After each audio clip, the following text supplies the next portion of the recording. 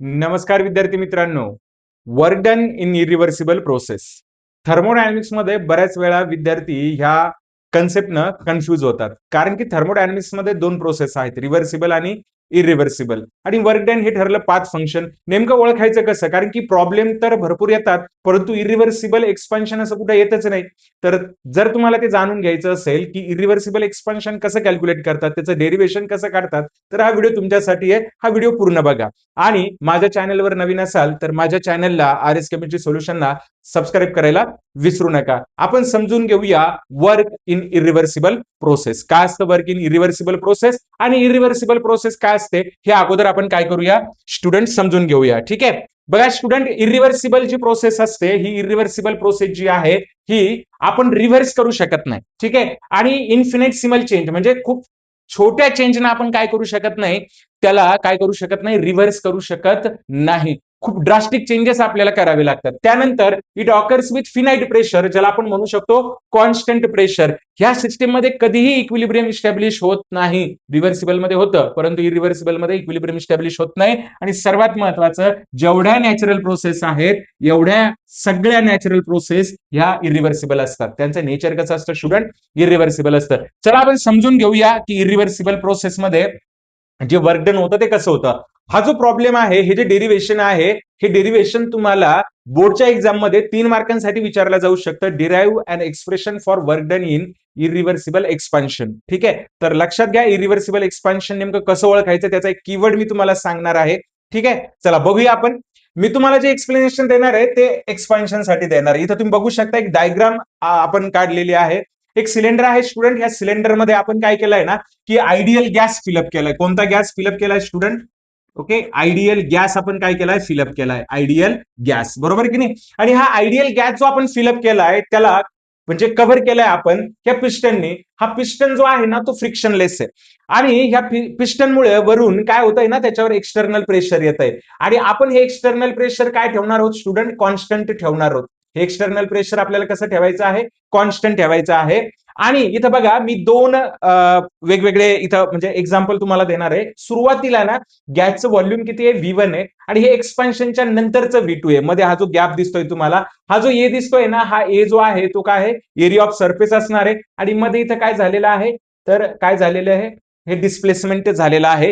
हे आपण समजून घेणार आहोत. ठीक आहे. आता इरिव्हर्सिबल एक्सपान्शन मध्ये जे काही वर्क असतं ना स्टुडंट, ठीक आहे, हे वर्क कसं असणार आहे? पीव्ही टाईप वर्क असणार आहे. पण आपल्याला हे पीव्ही टाईप वर्क ना प्रूफ करायचंय. समजा हा गॅस आयसोथर्मली आणि कसा अगेन्स्ट कॉन्स्टंट एक्सटर्नल प्रेशर काय झाला? एक्सपांड झाला. बघा कसं आहे एक्सपान्शन कसं असणार आहे.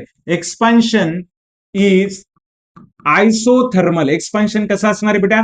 आयसोथर्मल असणार आहे. आयसोथर्मल असणार आहे and against constant external pressure. कसं असणार आहे? Against constant external pressure.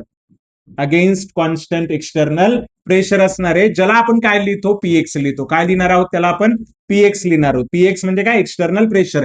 तर इरिव्हर्सिबल एक्सपान्शन जर बेटा तुम्हाला ओळखायचं असेल ना, तर त्यासाठी बेस्ट जे काही तुम्हाला म्हणजे कीवर्ड जो आहे ना, तो आहे अगेन्स्ट कॉन्स्टंट एक्सटर्नल प्रेशर. हा वर्ड दिसला की आपण समजून घ्यायचं की जे काही इथं वर्क डन होणार आहे ते इरिव्हर्सिबल असणार आहे, whether it is compression or expansion. आता आपला जो गॅस आहे ना तो काय झालाय बेटा? एक्सपांड झालाय. काय झालाय? एक्सपांड झालाय. ठीक आहे. कुठून तर कुठपर्यंत एक्सपांड झालाय तो? हे जे एक्सपान्शन आहे कुठून तर कुठपर्यंत झालंय? From V1 to V2. लक्षात घ्या, V1 हे इनिशियल व्हॉल्यूम असणार आहे. कोणतं व्हॉल्यूम असणार आहे? इनिशियल व्हॉल्यूम असणार आहे बेटा हे. आणि V2 जे असणार आहे हे काय असणार आहे? फायनल व्हॉल्यूम असणार आहे. It will be a final volume. आणि हेच आपल्याला वर्क डन मध्ये समजून घ्यायचंय. बघा वर्कची जर आपण डेफिनेशन बघितली ना मेकॅनिक्सने, तर काय येते सांगा? वर्क डनची डेफिनेशन काय येते?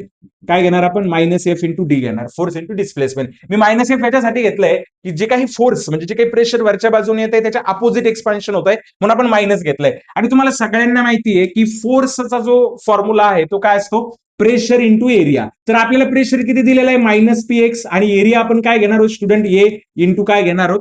डी घेणार आहोत. आता इथे डायग्राम मध्ये तुम्हाला बघायचंय, जर तुम्ही डायग्राम जर व्यवस्थित बघितली तर तुमच्या लक्षात येईल हे डी आणि इथे काय दिलेलं आहे आपल्याला? हा ए दिलेला आहे, त्याचा एरिया दिलेला आहे. हा एरिया, बरोबर की नाही? आणि हे डी, याला मी काय कन्सिडर करू शकतो? बघा इथं ए इंटू डी जे आहे याला मी काय कन्सिडर करू शकतो बेटा, डेल्टा व्ही कन्सिडर करू शकतो. इथे मी लिहिलेलं आहे डेल्टा व्ही. मग काय येणार इथं सांगा, मायनस पी एक्स आणि इथं काय येणार डेल्टा व्ही. परंतु जर डायग्राम मध्ये जर तुम्ही बघितलं तर तुमच्या लक्षात येईल डेल्टा व्ही काय आहे, डेल्टा व्ही हा डिफरन्स आहे कुणामधला, V1 मधला आणि V2 मधला. V2 is greater, V1 is smaller here. Okay, तर हा डिफरन्स आहे. आणि मग मी काय लिहिणार याला, V2 मायनस काय लिहिणार आहे बेटा, V1 लिहिणार. काय लिहिणार, V2 minus V1. So W is equal to काय येणार बेटा, PX into V2 minus V1 and remember and this is the expression for work done. हे काय आहे बेटा, एक्सप्रेशन आहे वर्क डनचं.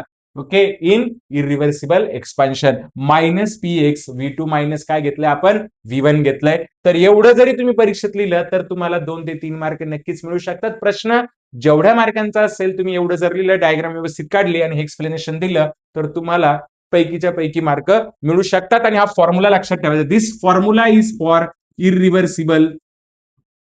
इरिव्हर्सिबल कसं बेटा, इरिव्हर्सिबल एक्सपान्शन और कंप्रेशन. काय असणार आहे, एक्सपान्शन और काय असणार आहे, कंप्रेशन असणार आहे. होप तुम्हाला समजलं असेल स्टुडंट. ठीक आहे, बघा वर्क इन इरिव्हर्सिबल एक्सपान्शन. काय फॉर्म्युला लिहिलाय मी, आता फॉर्म्युला लिहिला होता आपण. काय फॉर्म्युला बेटा, पीएक्स ओके V2 मायनस काय असणार आहे, V1 असणार आहे. हा त्याचा फॉर्म्युला आहे, बरोबर की नाही. ठीक आहे, सो फॉर्म्युल्यावरनं आपल्या लक्षात येत आहे की depends upon external pressure only, internal pressure नाही. तर कशावर डिपेंड असणार आहे, एक्सटर्नल प्रेशरवर काय असणार आहे, डिपेंड असणार आहे. व्हॉल्यूम चेंज जरी सगळ्यांमध्ये सारखं असलं आणि प्रेशर जर वेगवेगळं असेल तर वर्क डनची व्हॅल्यू काय होणार आहे, चेंज होणार आहे. आणि जर का सपोज मी काय केलं ना, एक पीव्ही ग्राफ आपण जर काढला सपोज बेटा, ठीक आहे, पीव्ही ग्राफ काढला, इथं प्रेशर घेतलं, इथं काय घेतलं, व्हॉल्यूम घेतलं, बरोबर की नाही. ठीक आहे, पीव्ही ग्राफ जर आपण काढला, we know that pressure and volumes are inversely proportional to each other. जसं काय होणार, प्रेशर कमी होणार. ओके, आणि ज्यावेळेस आपण काय करणार, हा कर्व काढणार. समजा कुठेही तुम्ही कर्व जर काढायचा प्रयत्न केला तर ह्या कर्वचा जो एरिया असेल ना, हा area, this area will be equal to काय असणार आहे, वर्क असणार आहे. ठीक आहे, आणि प्रेशर व्हॉल्यूम कर्वचे एरियावरचे प्रश्न जनरली सीईटी मध्ये येत नाही, ते जेडब्ल्यू आणि नीट मध्ये येतात. परंतु तरी जर तुम्हाला असं वाटत असेल की नाही सर याचे जे ग्राफ असतात त्या मला सांगा, तर कमेंटमध्ये नक्की सांगा, आपण त्यावर सुद्धा काय करू, व्हिडिओ बनवू. ठीक आहे, आता याच्यामध्ये ना काही की पॉईंट्स मी तुम्हाला देणार आहे जे तुम्हाला लक्षात ठेवायचे बेटा. ठीक आहे, की पॉईंट्स मला तुम्हाला सांगायचे आहेत. की पॉईंट्स काय सांगायचे आहेत लक्षात घ्या. बघा, ज्यावेळेस एक्सपान्शन होणार ना, काय होणार, ज्यावेळेस काय होणार आहे, एक्सपान्शन होणार आहे, तर लक्षात घ्या V2 इज ग्रेटर दॅन काय असेल, V1 असेल. And at that time work will be negative. Work काय असणार बेटा, negative. So it will be considered as work done by system. त्याला काय म्हणतात, वर्क डन बाय सिस्टम. काय कन्सिडर करायचंय, वर्क डन बाय सिस्टम. आणि नंतर आपण बघूया, सपोज जर का ओके जर तिथं कंप्रेशन झालं बेटा, काय झालं, कंप्रेशन जर झालंय, ठीक आहे, तर कंप्रेशन मध्ये काय होणार आहे, V2 इज लेस दॅन काय असेल, V1 असेल. आणि इथं मात्र वर्क डन तुम्हाला काय मिळणार आहे, पॉझिटिव्ह मिळणार आहे. ठीक आहे, आणि अशा वेळेस आपण म्हणू शकतो work done on system. Work done on system. Work done by system कुणावर होणार, सराउंडिंग वर होणार. वर्क डन ऑन सिस्टम कोण करणार, सराउंडिंग करणार. कारण की there is a inter relation between system and surrounding. हे मी तुम्हाला पहिल्या व्हिडिओमध्ये सांगितलेलं आहे, तो व्हिडिओ तुम्ही चेक करू शकता. ठीक आहे, तर लक्षात ठेवायचं आहे, एक्सपान्शन मध्ये वर्क डन निगेटिव्ह असणार आहे आणि डन बाय सिस्टम असणार आहे. आणि कंप्रेशन मध्ये, कशामध्ये, कंप्रेशन मध्ये वर्क हे पॉझिटिव्ह असणार आहे आणि कुणावर होणार आहे, सिस्टमवर होणार आहे. लक्षात आलं स्टुडंट. आपण जे इरिव्हर्सिबल वर्क डन आहे त्याचे काही प्रॉब्लेम आपण सॉल्व्ह करणार आहोत. ठीक आहे, त्यातला हा पहिला प्रॉब्लेम तुम्हाला दिसतोय, त्या ज्यामध्ये गॅसचं एक्सपान्शन झालंय इन्सुलेटेड कंटेनर मध्ये. एक लक्षात ठेवायचं, इन्सुलेटेड कंटेनर जर असेल, कोणता कंटेनर असेल, इन्सुलेटेड कंटेनर जर असेल बेटा, तर इन्सुलेटेड कंटेनर मध्ये हे लक्षात ठेवायचं आपल्याला, Q इज इक्वल टू काय असतं, 0 असतं. आणि delta U is equal to काय असणार आहे, W असणार आहे. काय असणार आहे, W. म्हणजे बेसिकली आपल्याला काय फाइंड आउट करायचं, इथं W फाइंड आउट करायचं. चेंज इन इंटरनल एनर्जी म्हणजे W आपण फाइंड आउट करणार आहोत. आपल्याला जो जो डेटा दिलाय ना तो आपण लिहून घेऊया. पीएक्स आपल्याला किती दिलेलं आहे बेटा, पीएक्स एक्सटर्नल प्रेशर किती दिलेलं आहे, 2.5 ऍटमॉस्फियर, बरोबर की नाही. ठीक आहे, त्यानंतर V1 आपल्याला दिलेलं आहे बेटा 2.5 लिटर. त्यानंतर V2 आपल्याला दिलेला आहे 4.5 लिटर. आणि आपल्याला काय कॅल्क्युलेट करायचं बेटा, वर्क डन कॅल्क्युलेट करायचंय. तर वर्क डनचा फॉर्म्युला आहे, कीवर्ड मी सांगितलाय, अगेन्स्ट कॉन्स्टंट एक्सटर्नल प्रेशर. मग डब्ल्यूचा फॉर्म्युला काय असेल बेटा, मायनस पीएक्स काय असणार आहे, V2 मायनस काय असणार आहे, V1. काय असणार आहे, V2 मायनस V1. मग मायनस पीएक्स म्हणजे किती दिलेला आहे आपल्याला, 2.5 काय दिलाय, ऍटमॉस्फियर दिलाय, बरोबर की नाही. ठीक आहे, V2 आपल्याला किती दिलेला आहे, 4.5 लिटर. ओके, मायनस काय घेणार आपण, 2.5 लिटर, बरोबर की नाही. मग काय येणार इथे, 2.5 इंटू याच्यातनं किती राहतील, 2 लिटर राहतील, बरोबर की नाही. आणि आपण याला काय लिहू शकतो, लिटर ऍटमॉस्फियर लिहू शकतो. आणि मग काय येणार बेटा, हे 5 लिटर काय येणार, ऍटमॉस्फियर, -5 लिटर ऍटमॉस्फियर. परंतु ऑप्शन मध्ये आपल्याला लिटर ऍटमॉस्फिअर दिलेलं नाही, ऑप्शन मध्ये तर आपल्याला जूल दिलेलं आहे. मग ही कीवर्ड सगळ्यांनी लक्षात ठेवायचा, एक फॉर्म्युला सगळ्यांनी लक्षात ठेवायचा आहे, बरोबर की नाही? ठीक आहे, कोणता फॉर्म्युला लक्षात ठेवायचा आहे? 1 litre atmosphere is equal to 101.3 joule. हा फॉर्म्युला सगळ्यांनी काय करायचा आहे? लक्षात ठेवायचा आहे. How to convert litre atmosphere into joule. So 1 litre atmosphere is equal to काय असतं? 101.3 जूल. मग आपल्याला काय करायचं आहे? वर्क डन काढायचं आहे. मग काय येणार? -5 इंटू काय येणार?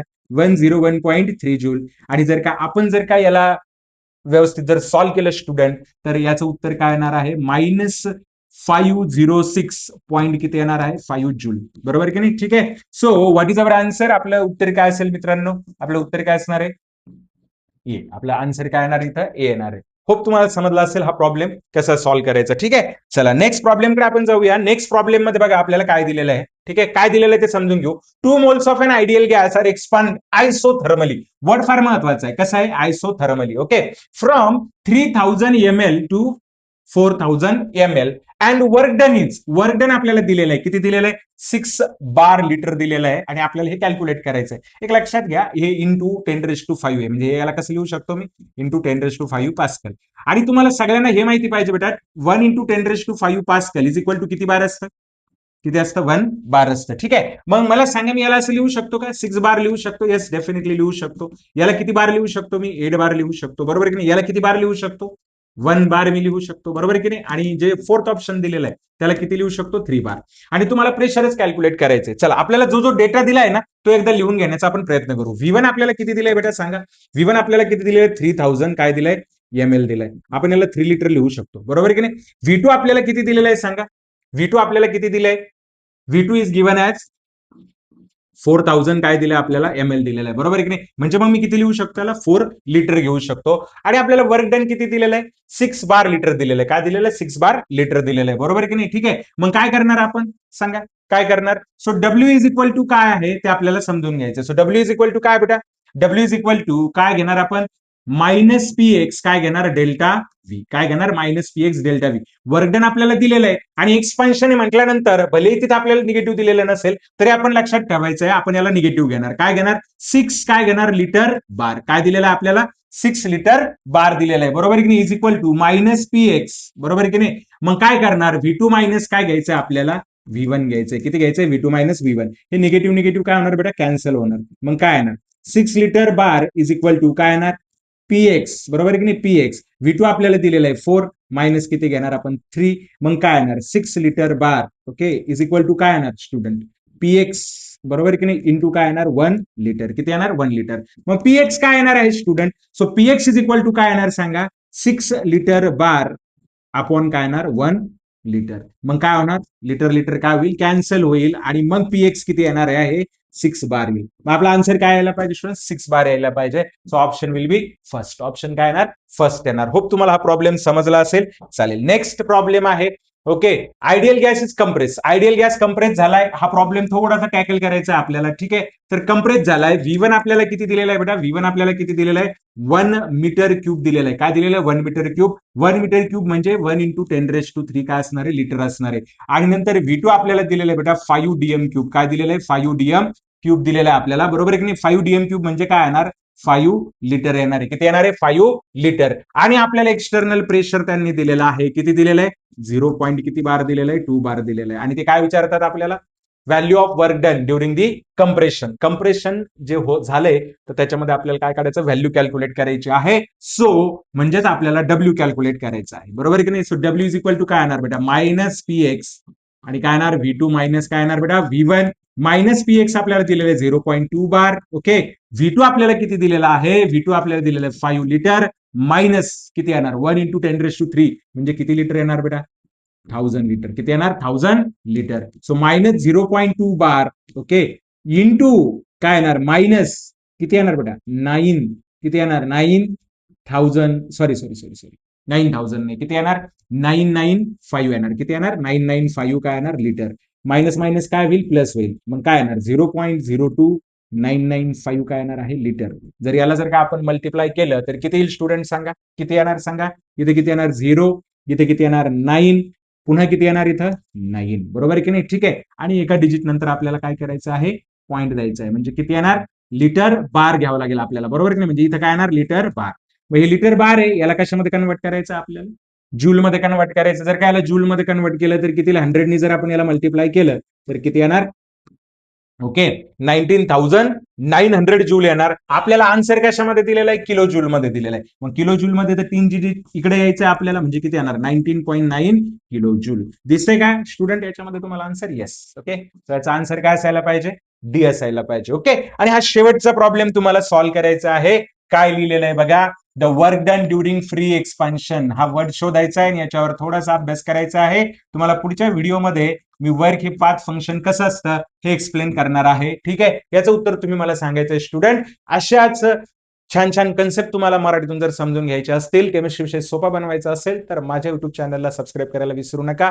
या व्हिडिओला लाईक करा आणि शेअर करा. भेटूया पुढच्या व्हिडिओमध्ये. Bye bye.